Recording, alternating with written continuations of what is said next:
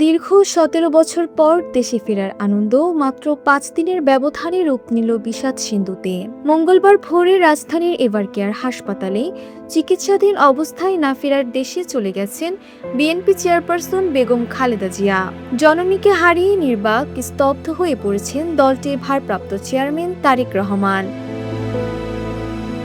মঙ্গলবার ভোরে যখন খালেদা জিয়ার জীবন প্রদীপ নিভে আসছিল, তখন শয্যাপাশে দাঁড়িয়ে অশ্রুসিক্ত নয়নে শেষ বিদায় জানান বড় ছেলে তারেক। ব্যক্তিগত চিকিৎসক ডক্টর এজেটেম জাহিদ হোসেন জানান, ভোর ৬টায় লাইফ সাপোর্টে থাকা অবস্থায় তিনি শেষ নিঃশ্বাস ত্যাগ করেন। মায়ের মৃত্যুর সময় পাশে দাঁড়িয়ে তারেক রহমান দুহাত তুলে আল্লাহর কাছে দোয়া প্রার্থনা করেন।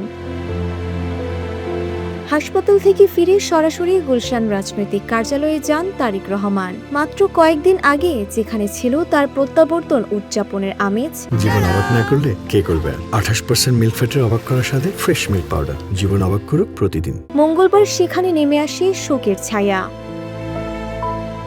দলীয় নেতাকর্মীদের চোখে জল আর চারদিকে এক গুমট পরিবেশ।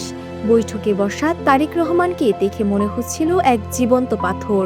মায়ের মরদেহ বহন ও পরবর্তী কার্যক্রম নিয়ে আলোচনার সময় তার মুখে ছিল শোকের ছাপ।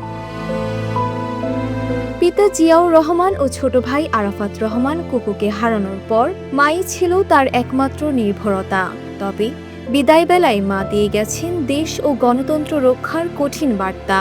স্বজনহারা একাকিত্বের বেদনা বুকে নিয়েও এখন তাকে পাড়ি দিতে হবে জনগণের অধিকার আদায়ের এক দীর্ঘ রাজনৈতিক পথে। ডেস্ক রিপোর্ট, জয় জয় দিন।